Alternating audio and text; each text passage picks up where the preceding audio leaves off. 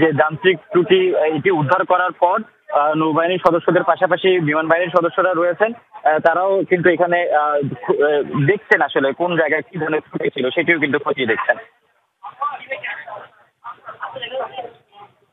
মনির, দেখতে পাচ্ছেন আসলে এই যে যুদ্ধ বিমানটি, এটি অত্যন্ত আধুনিক একটি যুদ্ধ বিমান।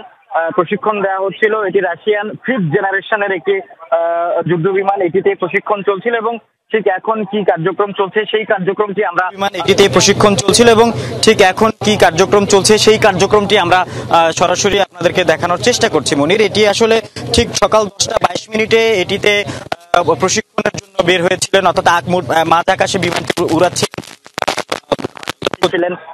তার কো পাইলট ছিলেন, তার নামটা হচ্ছে সোহান। সোহান কিন্তু সামান্য কিছু ক্ষত নিয়ে প্রাণে বাঁচলেও কিন্তু আসিম জাওয়াদ তিনি কিন্তু বেঁচে নেই, সেটাই কিন্তু আমরা জেনেছি। এবং তার নামাজে জানাজার কিছুক্ষণ আগে রাত ঠিক 9টায় জহিরুল হক বিমান ঘাঁটিতে অনুষ্ঠিত হয়েছে। আর এই মুহূর্তে জহিরুল হক বিমান ঘাঁটিতে অনুষ্ঠিত হয়েছে।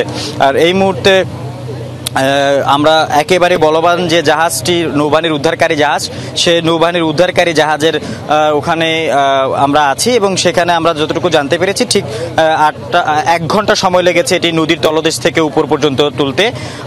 মনির, আমরা এই যে একটি চেষ্টা, সেই চেষ্টাটি এক কথায় বলতে পারি যে এটি একটি বিমানের মধ্যে একটি ব্ল্যাক বক্স থাকে, হয়তো সেই ব্ল্যাক বক্সটি বের করার চেষ্টা এখানে হচ্ছে। সেই ব্ল্যাক বক্সে কিন্তু সব ধরনের তথ্যগুলো জমা থাকে, আসলে কি ধরনের ঘটনাগুলো ঘটে, শেষ পর্যন্ত পাইলট কি মেসেজ রাডারে দিয়েছে সেই তথ্যগুলো এখানে থাকে এবং সেটি উদ্ধারের চেষ্টাই করা হচ্ছে। মনির, যে সেটাই আসলে এটা আসলে তদন্তে লাগবে, যেহেতু এই ঘটনা তদন্ত কমিটি গঠন করা হয়েছে। অনেক ধন্যবাদ আলামী শিকদার, আমরা জানলাম। দর্শক, আপনারাও নিশ্চয়ই শুনেছেন যে এই যে বিমানটি যেটি বিধ্বস্ত হয়েছিল সকালবেলায় সেটা উদ্ধার করা গেছে।